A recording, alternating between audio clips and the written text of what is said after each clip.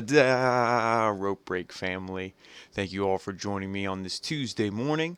And as always, we are here to review Monday Night Raw. And it was the first Raw of the decade, and it actually was a pretty decent show, I'm not going to lie. A little bit better than what we're used to, but was it a great show?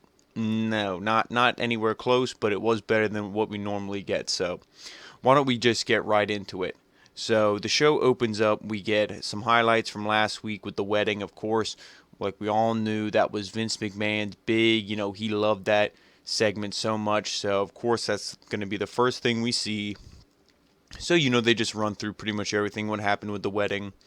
Um, then we get Lesnar and Heyman. They're the first actual, segment of the show. So they come out. And Heyman, he does the whole shtick, blah, blah, blah. I just have the cliff notes here. So Heyman said that Brock was asking, who's going to challenge him at the Royal Rumble. And he runs through all of Brock Lesnar's accomplishments. And he asked if we want to see a dream match for Brock Lesnar. And he said, well, how about this? How about Lesnar's going to enter number 1 at the Royal Rumble. And when he wins, he's going to make history. And, they was like, oh, we're going to find out who Brock Lesnar's opponent's going to be. And this and that. And it's like, then we get this. To me, this is just lazy. This was clearly WWE didn't know what they wanted to do with Lesnar. And now it seems like the winner of this Royal Rumble is probably going to be, Roman Reigns or somebody like that. They're going to be the one who wins it. And then Lesnar's opponent probably isn't even coming out of the Elimination Chamber like we all thought. His opponent is probably going to be whoever eliminates him in the Rumble. Because there's no way Lesnar is going to be number 1 and win the whole thing. Because what are you going to do, Lesnar and The Fiend? Who wants to see that? Unless we're going to see Fiend 2 belts, which I highly doubt. That would make literally zero sense, storyline-wise or anything else. So I don't know what we're going to do. Like I said, Brock, if he would work from number 1 till the end, that would be more, in one night than he's worked the past 2 years combined. So I also don't see that happening. So I pray to God we don't get a Cain Velasquez or Tyson Fury eliminating Lesnar. If anything, have it be a Matt Riddle or a Keith Lee and then build that for a WrestleMania match because that's something that we actually want to see. Or Drew McIntyre, Aleister Black, somebody like that. So then after that, we get Rey Mysterio. He was cutting a promo in Spanish, and he said thank you to his son for, just pretty much telling him to just stay in WWE and that he still has gas left in the tank. And he's like, you motivated me to compete against the top of the top, to not retire. And, to prove that, like I said, to prove that he can still go. He can hang with the top of the top and that he became a champion again, a great match against Brock Lesnar. One I felt that he should have won, and became the WWE Champion. But Mysterio, he said that tonight he's taking back his United States Championship. So then we go right into that. That's the first match of the show. Rey Mysterio versus Andrade. So this match, for me, was definitely one, was the highlight of the show. And it was one of those things where, obviously, we've seen these guys wrestle before. This match wasn't really anything different. But because with how good they are and just, everything that these guys can do, we don't mind seeing it again, a third, fourth time. But, now it's for gold, how we wanted it to be before. But, they need to spice it up because this feud didn't end here tonight. And if it's going to continue, you really need to do things to spice it up. And I feel like that's what they did in this match. So let me just run through it and then I'll get into more where I think they're going to go. So 2 head scissor takedowns or Hurricane Ranas by Rey Mysterio on Andrade. He sends Andrade face first into the steel steps. Double drop or drop kick by Andrade on a Mysterio. Then back from a commercial break, Rey hits a big kick to the head on Andrade, another Hurricane Rana by Mysterio, springboard moonsault by Rey gets turned into a tornado DDT. So Rey went for the springboard moonsault and Andrade caught him, and then before Andrade could put a move on a Mysterio, he quick spun himself around and hit the tornado DDT. Then Andrade misses a double stomp Mysterio was like hung up on the ropes, and Andrade goes for a double stomp, but Rey kind of moves out of the way, so Andrade just stomps right into the apron. And then Rey does, he slid under the bottom rope and did like a sunset flip onto Andrade to the outside. He's done that a few times in the WWE. So that's like, one of his signatures, I guess you could say. And then Andrade, he rolls through and hits a double knees from that. So that was a really cool spot. And then kick out at 2 by Rey. And then Rey counters the Three Amigos into a roll up. I think it was on the third. I think he hit the first 2 suplexes, and then it was on the third one. Andrade counters a 619 attempt, Canadian Destroyer for a 3 count actually for Rey Mysterio, but Zelina put Andrade's foot on the ropes. So then this caused, people were, obviously they rung the bell and they're like, the winner and new United, and then they stopped because the ref was like, no, no, no, like, his foot was on the ropes, keep it going. Mysterio was upset, the fans were upset. So, it goes to commercial break, and was that the reason why they ended it, just to go to commercial? I don't know. To me, it just added a little bit more fuel to the heel fire of Andrade and Zelina. It's like, oh, Rey should have won, but so it just kind of makes you hate them more in the way that you want to hate a heel. So then after that, where are we here? Then another sunset flip by a 2 count by Mysterio, and then a sunset flip powerbomb by Mysterio onto the apron, sends Andrade. Then he sends Andrade into the post. This is awesome chants really start to ring out. So like I said, it was an awesome match. So I'm glad the crowd was really behind it. And like I said, they were really behind when Mysterio kind of got screwed. They were like, booing, and they wanted him to win. So then a springboard leg drop for 2 by Rey. Andrade catches Rey and slams him face first for a 2 count. Rey dodges double knees, hits a 619. Rey goes for a dive on Andrade on the outside, but he gets set into Zelina. So like he goes to dive on Andrade. Andrade catches him, flips him over top, and then he lands onto Zelina.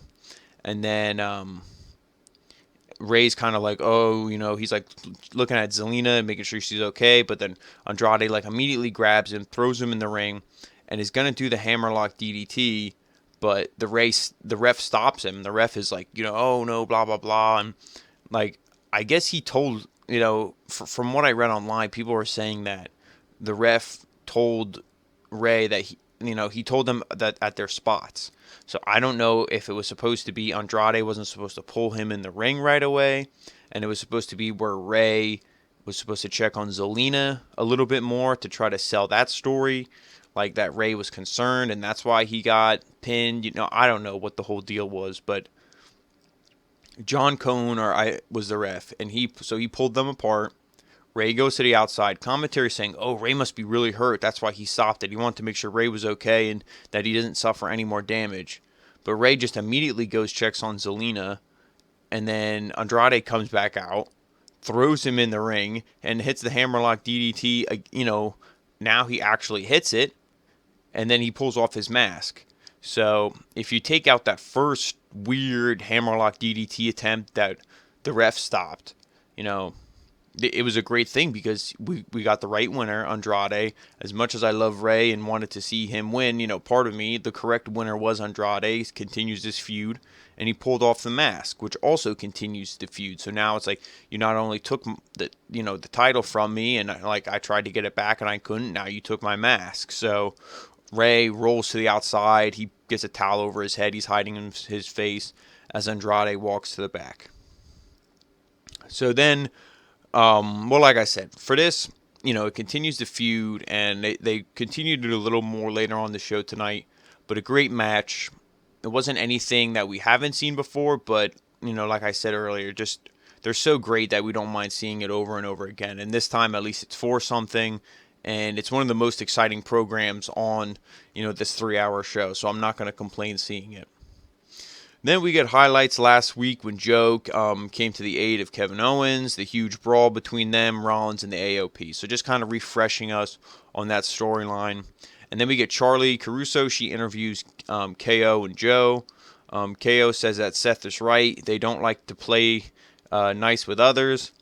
but they both have the same enemy. He's like, the enemy of my enemy is my friend, and he's like, Joe, like, you're my friend. And then Joe says, tonight the three of them will fight Seth in the AOP. And then KO asks who the third is. He's like, because I don't think you mean Charlie, right? So that was, that was kind of funny. And then Joe tells him not to worry because it's Seth and the AOP are the ones that should be worried. So here in the first hour, we get build, intrigue, obviously for the main event. And I was thinking, they're just going to put Mysterio into this storyline because Seth and all them beat him down. And it's not Mysterio. So then it's like, who is it? I was thinking maybe McIntyre because he's kind of flirting between the heel and the face. So it's like he could join up with them. But it seems like McIntyre just wants to do his own thing. It's obviously not going to be like Styles, anybody like that. So it had to be like a face. Because like I said, Drew McIntyre is kind of like an in-betweener. So who are the other faces? Humberto, he's beat down and he's involved in the Andrade storyline, if anything. And then you have Ricochet. Ricochet would have been the only other guy. And it's like, yeah, Ricochet, I like Ricochet. He's one of the most talented guys employed by this company. But what does Ricochet, what would he have done? Would he have added anything to this? No, because they don't use him correctly, and they made him a boring, bland version of himself, which you think Ricochet, how can he be boring and bland? But Monday Night Raw finds a way. So, like I said, they're trying to build intrigue for this story because you knew they were going to drag this out to the last second. But, we were utterly going to be disappointed because really, who could it have been? So then Seth and the AOP are then stopped by Charlie, and she said that KO and Joe issued a challenge. Seth said that they live for challenges, but he's concerned about taking Raw to the next level. He said that he is the chosen one, the Messiah of the Monday nights, and he said that no one stands by KO or Joe because, they're just individualists. They just care about their own, ideas and well-being. And he said that the AOP will take care of them and take care of things for him tonight. So then we get the triple threat tag team match for the Raw Tag Team Championships between the Street Profits, the Viking Raiders, and the OC. So the Profits, they come out, they cut a promo, they say they will become the new tag team champs, and they want to smoke. So they're really trying to get, the crowd hyped up, and I like this. It's more kind of reminds you like the NXT days. They're really trying to get the crowd behind them, and I feel like it will happen at some point, but this is just what you need to do. This needs to be consistent. Every time the Street Profits come out there, they need to be, doing stuff like this, not just show up in the ring or team up with Randy Orton or whatever. They need to be their own guys, come out, do their own thing that they've done in NXT, the things that made us all, fall in love with the Street Profits and get behind them. Besides, their legitimacy in the ring, just, their energy, their charisma. That's what we really want to see. So then getting into this match, the Raiders isolate Anderson early on. Street Profits, they make tags in, the both of them, Dawkins and Ford, and they work over Anderson until he's able to tag in Ivar. Both Ivar and Ford show how athletic they are, doing the somersaults or the cartwheels, stuff like that. Anderson and Gallows come in. They beat down everybody. They drag Ivar to their corner, and Gallows tags in. The OC beat down Ford in the corner. Tag team neckbreaker onto Ford. Ford fights back and hits an enziguri, and he's able to tag in Eric. Eric lays out the OC and the Street Profits. Eric then slams Ivar onto Dawkins. Thor's hammer on Ford broken up by the OC. Ivar dives and takes out Dawkins and Anderson. Eric dives out the Gallows, but he gets caught and then thrown into the barricade.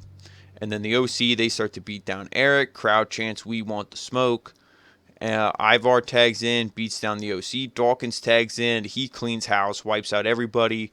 Frog splash by Ford onto Eric. Anderson is tagged in before he can hit it. So he tags in off Ford. So Ford hits the frog splash, but he's not the legal man. And then Ford goes and he dives and takes out Gallows and his own partner, Angelo Dawkins. And then it left Carl Anderson alone with the Viking Raiders. So then Ivar hits, I believe Eric, I don't know if he did a spine buster or just like a slam, but he slammed Anderson onto the ground as Ivar hit a huge splash for the win. So this match, 12, 15 minutes, pretty fast-paced match. I'm a fan of all three of these teams. Obviously, the OC has been booked like shit for the past, 3-4 years that they've been with WWE. Now they're trying to act like they care about the OC a little bit because they obviously, they don't want anybody to jump to AEW, and their tag team division is already a barren wasteland. If you lose another team, what are you going to do? Just feud the Viking Raiders versus the OC? I mean, the Viking Raiders versus the Street Profits, for eternity. But like I said, to me, this was a good match. Obviously, the right team won. But now, where do you go from here? Because there's really no more teams. The AOP is really the only team left. I saw a rumor somewhere that Vince McMahon wants to feud, or not, I'm not feud, put Aleister Black and Buddy Murphy together, but they're already feuding. So it's like, what are you going to do? Put them together after this feud? Like, how many times do we see that where people feud and get tag teamed? I did say I liked it on NXT with Kushida and Cameron Grimes, if that's the team, but that's a little different. They were feuding over a hat. These guys, Aleister Black and Buddy Murphy, their feud was a little more intense than that. So, and what we saw later on tonight, I really don't think that that's going to happen, but that's a rumor that Vince McMahon wants, so I don't know.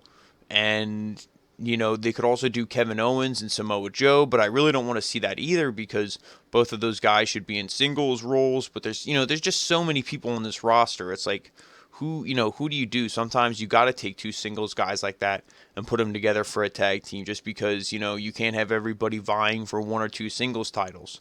So the tag team division, like we all know, is just a mess on Monday Night Raw, but at least the right team here got the win. And then Charlie again asked Joe who his partner is, but him and Kevin, they just walk off, and, he's like, because Kevin wants to know too, and he's like, all right, yeah, come on, Kev, follow me, I'll show you. And then Joe asks KO if he's ready. Joe goes in. He looks in the door like, yep, okay, you're good. So KO goes in. He checks. He comes out. He laughs. And he's like, yeah, we'll be fine. But Ron and the AOP won't be. And then they walk away.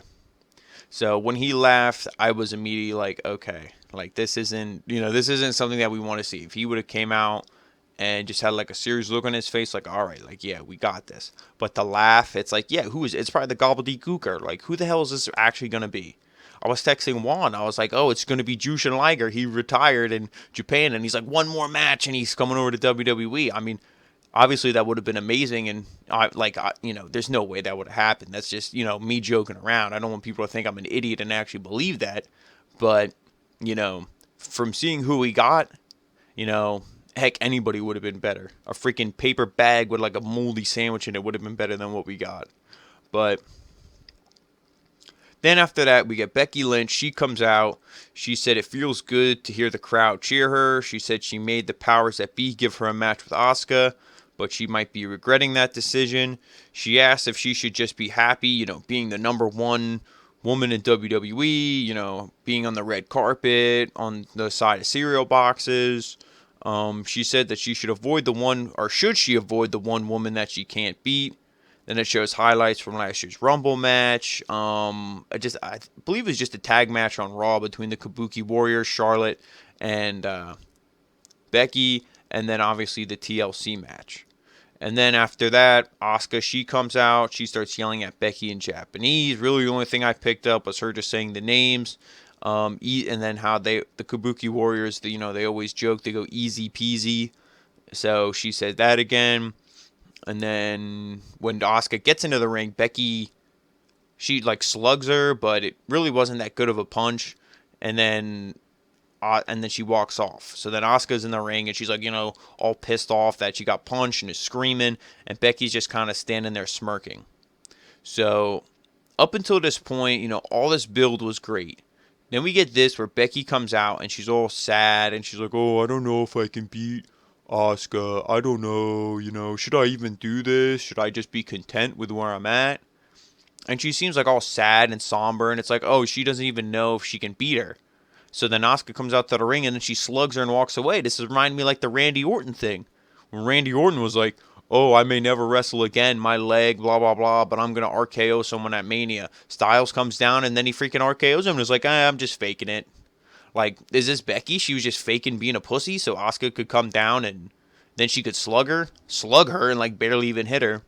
So that makes freaking like Lacey Evans' women's right look like a UFC punch. But So I don't know. Like I said, all the build up to this so far, besides this, was great. I'm not going to really complain about this too much because, hopefully they do the right thing. Like I was saying to Juan, I'm not sure if I said on the channel, but I was saying it to Juan.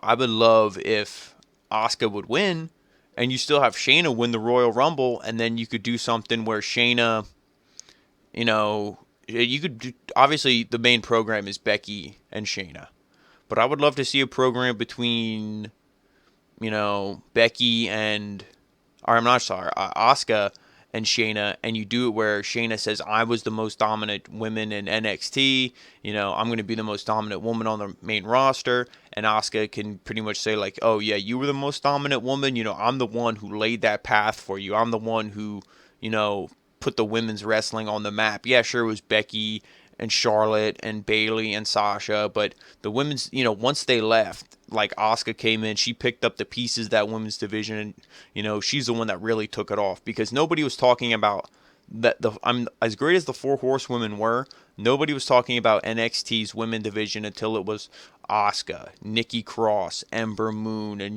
then now especially now it's even greater than that with the current crop of people. Io Shirai, Candice LeRae, Rhea Ripley, all of them. Obviously, Shayna Baszler is still there.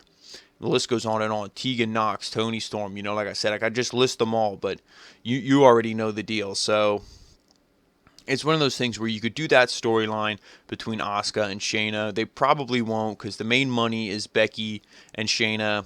But, I feel like if Asuka loses, what are you going to do with her? Where does she go from here? Maybe to another promotion? Maybe she's content staying here in WWE, making a bunch of money. Obviously not busting her ass because they don't use her. So, like I said, making a bunch of money. She has a YouTube channel where she plays video games and stuff like that. So maybe she's content doing that. Who knows? But we'll see where they go from here. I would just like to see her win the Raw Women's Championship and be Asuka 2 belts. I think that would be pretty sweet. So then we get Mojo Rawley. He asked Eric Rowan, he's like, "Oh, let me see what's in the cage, man. Come on, I'm dying to see. Like, show me." So Rowan's like, "You want to see? All right, go ahead." So Mojo looks in, freaks out. He's like, "What the hell, man? Blah, blah, blah." Like, freaking out. He's like stumbling backwards into some equipment crates, screaming. Eric Rowan just smiles, walks off. So at least now, like I said, I was shitting on this because I was like, when are we going to see what's in the cage? When are we going to see what's in the cage?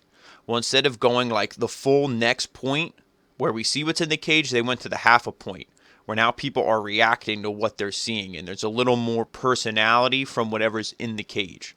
Before, like, people would go to look and Rowan would just claw slam them. Now people are actually seeing what's in the cage, so at least it's slightly moving forward. So then, speaking of that, we get Eric Rowan versus a jobber. Rowan asked this kid who's like 4 foot nothing. He's like, "Hey, you want to look in the cage?" And he's like, "No, no, no." And he runs in the ring, puts his fists up like he's gonna fight Eric Rowan. Like, "All right, kid." Big boot, claw, done. Then after the match, he grabs the guy, shoves his face, under the cloth. The dude pops back out and he's got blood on his face. So clearly, whatever was in there was eating something and it sprayed the blood on him, or it did something, because I don't think they were going to have an angle where this dude got his face eaten off. So clearly, whatever was in the cage spit blood on him, and then he runs away. Then, after that, we get AJ Styles versus Akira Tozawa, and we get some highlights of the Orton-Styles feud up to this point. Styles hits a phenomenal forearm early on, and, he goes for the pin attempt. 1, 2, obviously, poor Akira Tozawa. All the things that this guy is so talented.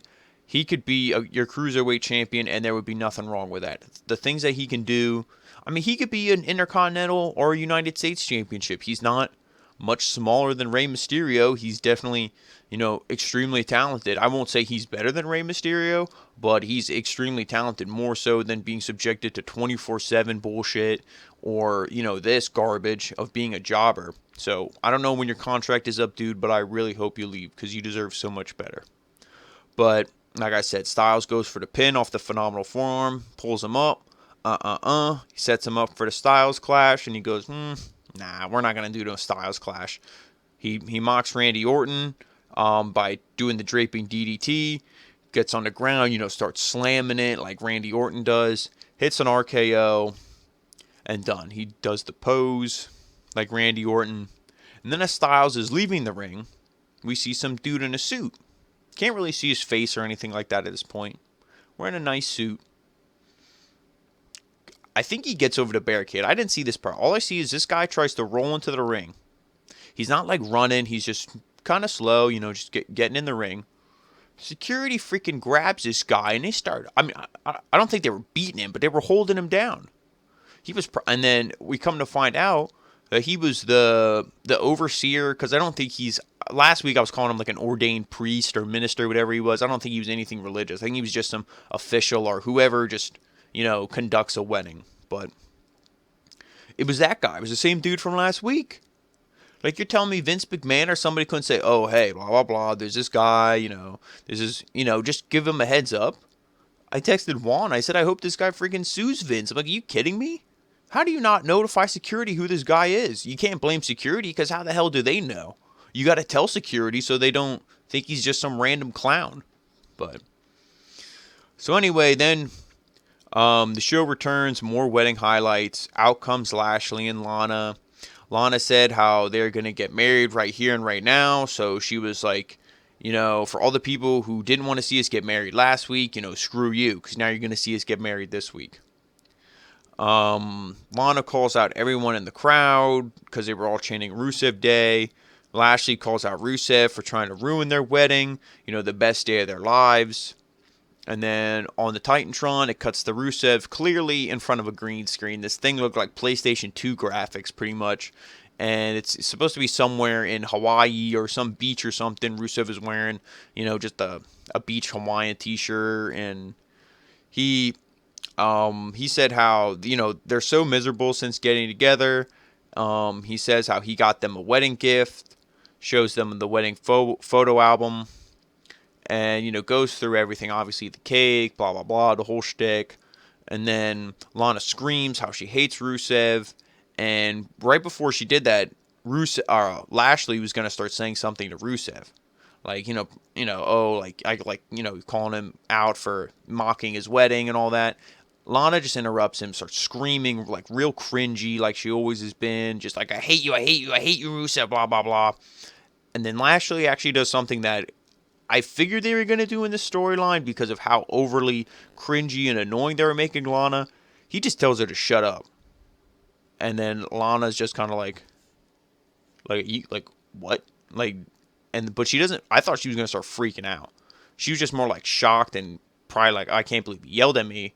And then you see Lashley, like, just his face. He was like just so pissed off. And then after that, he says to Rusev, and he's like, if you have any balls left after what you pulled, he's like, I'll fight you next week and I'll rip them off and shove them down your throat. And then Rusev says no. Because next week, the Bulgarian Brute will return, and he's going to just, destroy Lashley, just rip him apart, and then Lana can have what's left of him. So, what do I think about this? Because obviously this is going to continue going. This will be probably up, but I could see them booking this until WrestleMania. I don't see this being blow off at the Rumble. I don't see this being blown off at Elimination Chamber. I'm not even sure what the hell the February pay-per-view is. I don't see it being blown off there either. Obviously, the Elimination Chamber comes afterwards, so boom, boom, boom. Where are we going? It's got to be going to WrestleMania. So, I mean, the Bulgarian Brute, let's see. If Rusev is no longer a cuck and he comes back and he's, the Bulgarian Brute and he puts him in the Accolade and it's done, he's Mach Kick, Accolade, done, or whatever the camel clutch he does is called, then that's all I want to see. I just want to see Rusev kick this guy's ass, but, I don't think it's going to be clear-cut. I don't think we're going to get the badass NXT Alexander Rusev. I don't think we're going to get that guy back. He says we're going to get the Bulgarian Brute, but I can see this storyline, like I said, just being more bullshit, and they're just going to continue it and push it on and on until probably WrestleMania. So then we get Charlie. She interviews R-Truth, and she's like, what's in store for you for 2020? And he's probably like, 37 more United States 7-Eleven television TV title, 24, title reigns. But before he can actually say anything, Liv Morgan shows up.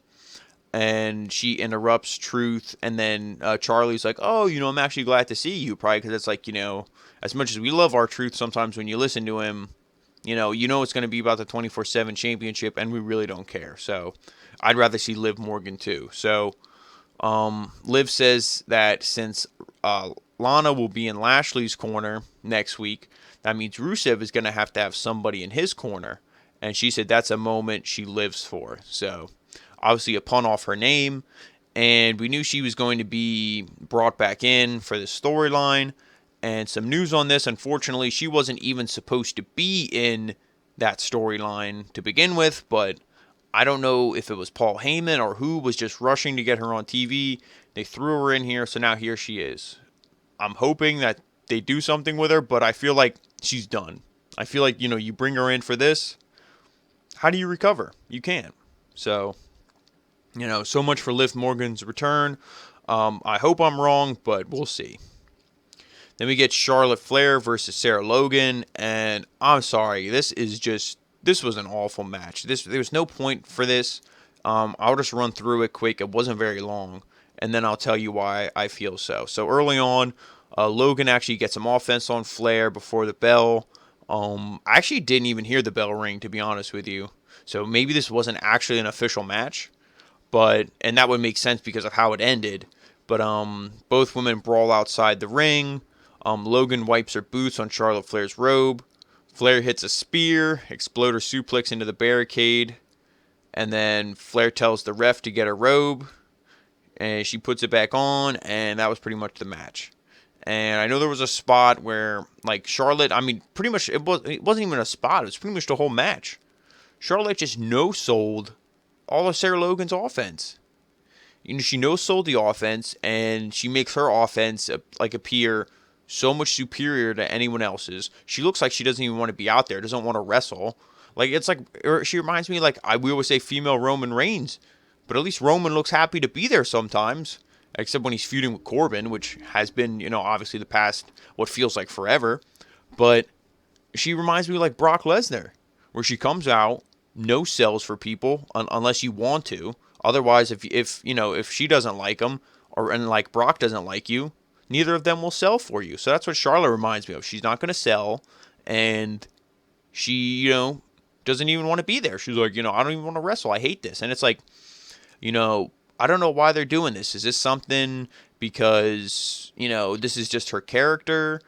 Or, what's the deal with this? Because I feel like she's going to have to start caring a little more, and these matches are going to have to be a little bit better from her, like I said, unless this is their character, because Ric Flair's contract is up soon. You got Arn Anderson, AEW, Tully Blanchard. Who's not to say Tony Khan doesn't say, dude, I'll give you a blank check, because Ric Flair don't give a fuck about WWE. He don't care about none of that. There's one thing Ric Flair wants: money. Why would he be going after his daughter's best friend and Becky Lynch for using the man gimmick and trying to sue her and have her not use it? Why would he do that if he didn't care about money? Clearly, Ric Flair cares about money more than anything. I like money too, but dude, sometimes you got to have a little bit of morals, this and that. But I wouldn't, honestly, for the going to AEW thing, I wouldn't blame Ric Flair. Hell, he left and he went to TNA, so who's not to say he won't do it again? Go somewhere else. So, but I feel if he does that and betrays WWE's trust, the queen, Charlotte Flair, ain't going to be the queen no more. She's going to go from the queen to the clown. Because they got Becky Lynch. They got their goddess, Alexa Bliss. They got, a ton of other blondes they could put in Charlotte's place. She had her run at the top, her 10 title reigns. If Flair leaves, as in Ric Flair, I feel they're going to be like, yeah, you're nothing more than Andrade's wife off screen, so we don't care about you. But, so I don't know what Flair's deal is. And this match, to me, you didn't need this at all. We got the point last week with Flair saying she's entering the Royal Rumble. She beat down Natalya. Message sent. We don't need to see Flair for every single week. Then we get No Way Jose versus Drew McIntyre. So, again, how do you think this one went? Drew beats down Jose, and then he starts to destroy the conga line, Future Shock DDT, Claymore kick, and done. Then after the match, Drew sends him into the conga line. Drew asks the crowd if they dare him to do another Claymore kick. and then he rolls Jose back into the ring, hits another kick, all while holding the microphone. And Drew actually said that. He's like, all while holding the microphone. So, Drew McIntyre, he's starting to get, like, he was over with the people who knew. With the casual audience, now they're letting him get over by actually speaking on the microphone. Because to the casual audience, they don't know or care about a monster. Like, they like Braun Strowman because every week he's like, get these hands. And the people love it. They eat it up for whatever reason. Now you're getting McIntyre on the microphone and he's talking and he's getting himself over with his personality. The more casual fan will latch on to that. So they're doing the right thing with Drew McIntyre in that regard. And Drew McIntyre is a guy, he's a beast. He's a monster. He should, if I'm booking this Royal Rumble, he's one of the guys to win it. It's him and he's going against Lesnar. I mean, I could have 3 guys going against Lesnar. Matt Riddle, Keith Lee, Drew McIntyre. Those are my 3 guys. Either one of them would win it. I feel Drew McIntyre deserves it the most, only because he's been on the main roster for how long? He's been WWE, if you count, his stint how long back in the day. He's been here for how long? Give this dude what he deserves. And that's a match with your heavyweight champion, whether it's Brock Lesnar or The Fiend. Obviously, we know, unfortunately, who's going to be the one to take down The Fiend. So then that just leaves Brock Lesnar. Give him to McIntyre and do us all, a justice. Give us what we deserve. So then, after hitting the second Claymore kick, Drew says that this is exactly what I was going into. Drew said he never had an opportunity at a world title. And he said since everyone is scared to fight him, he's just going to put himself in the Royal Rumble and he's going to fight everybody. Then he lists everyone who's in the Rumble so far, just a few names like Roman Reigns, AJ Styles, Randy Orton. I think he said Ricochet, there's just a bunch of people who we named. And then he said, but there can be only one, kind of like a Highlander reference, so I assume so. And then, so that was pretty cool, like I said. Really huge fan of Drew McIntyre. I'm not going to really go over what I already said about him.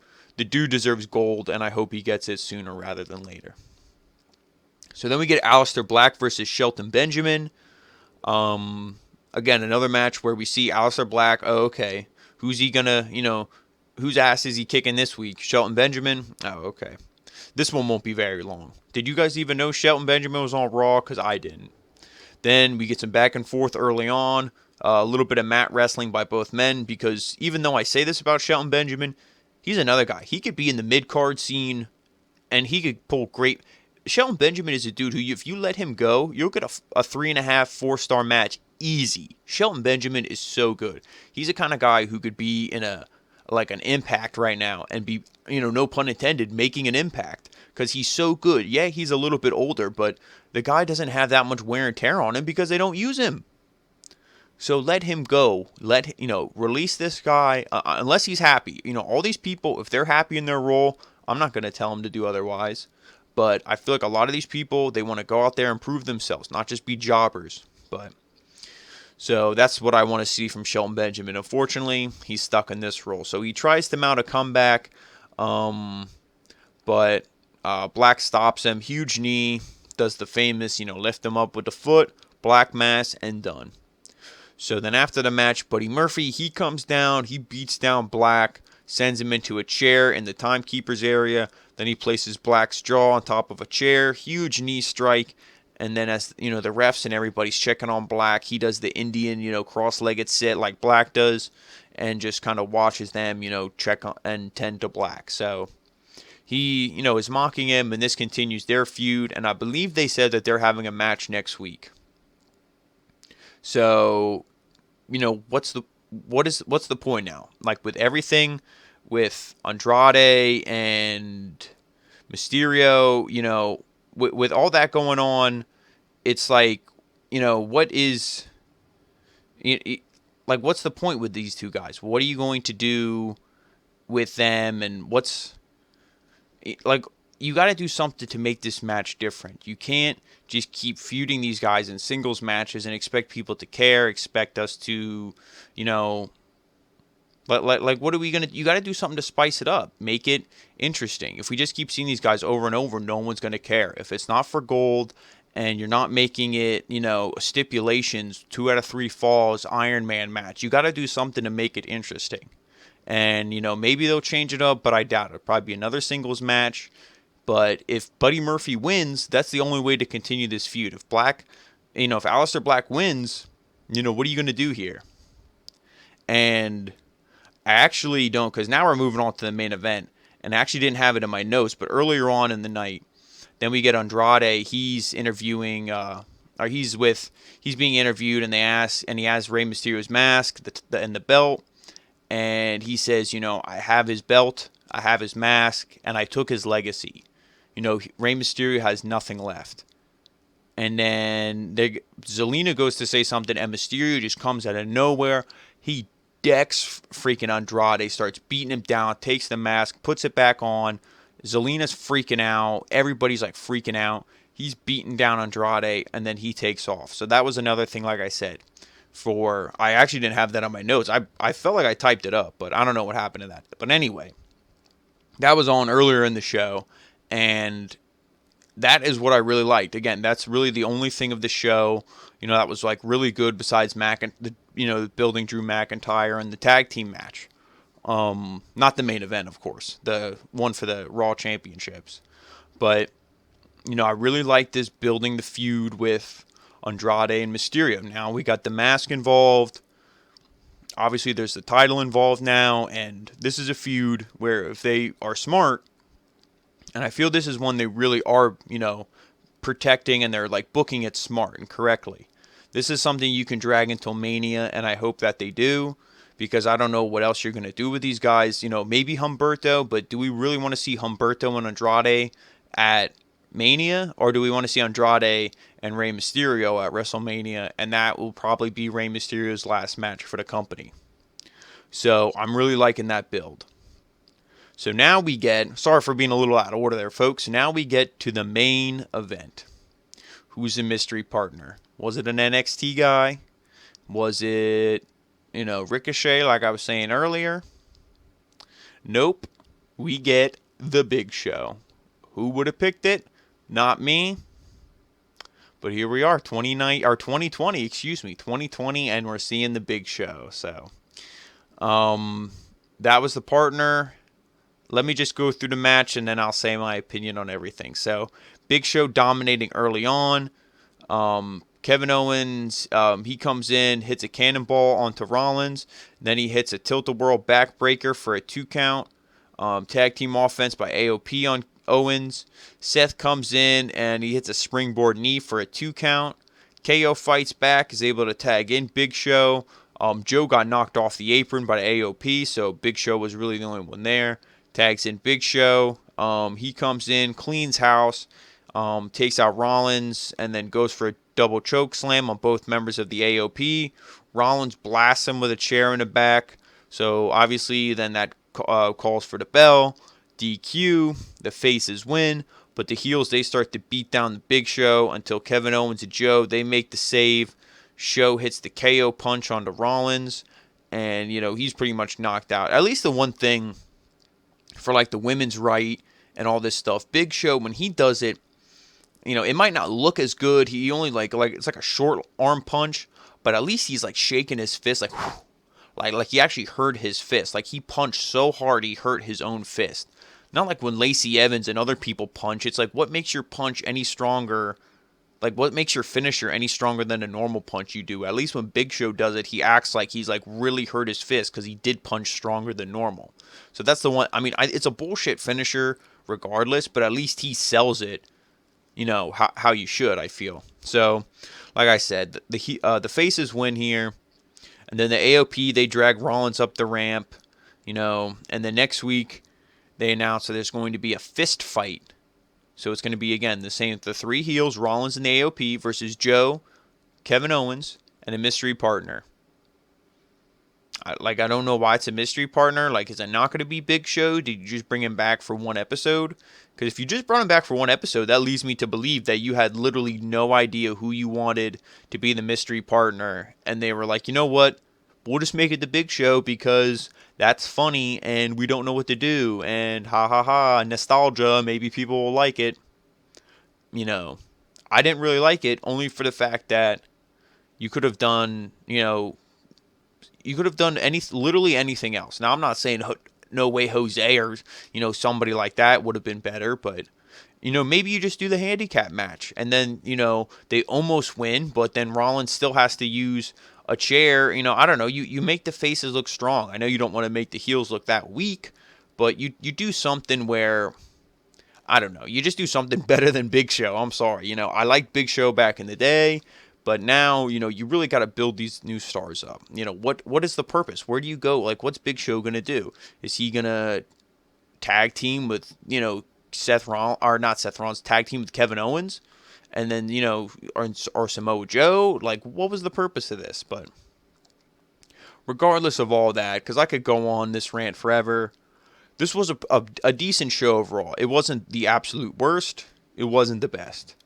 I would say if I had to go out of 10, I'm going to give this one a 6. Because you had everything with Andrade, they had the promo from Rey Mysterio in the beginning, the match itself, and then the aftermath where Rey grabbed the mask and beat down Andrade. All of that stuff was really good. And then you had the tag team match, the triple threat tag team match, I thought was good. So you had some stuff in the show. The promo from Drew McIntyre. You had some stuff in the show that was good, and it kept your intrigue. I wouldn't say to watch next week, besides Rey Mysterio, but it kept your intrigue to at least be interested in the product. But everything else they did, Charlotte, we could care less about. They kind of threw like a 180 in the Becky, like that was just a weird segment where Becky was sad, and then she's like, haha, just kidding, I just tricked you so I could get you down here to punch you. Like, I don't understand that. And then the mystery partner thing to me, I mean, I already knew that it wouldn't have been anybody that we would have popped for, but Big Show, So anyway, guys, as always, thank you so much for watching, and just want to say thank you to all the new subscribers. We really appreciate all the support that we get. Hope you like the new look at a video. We really like it, and we're going to be rolling that out for every single video. And check us out on all the social medias. They're linked all right there, right in the video. You don't even got to see the description. Click the description. They're all right there. And as always, guys, thank you so much for watching, and we'll see you in our next episode where we review AEW Dynamite. Thanks a lot, guys. Adaaaaa.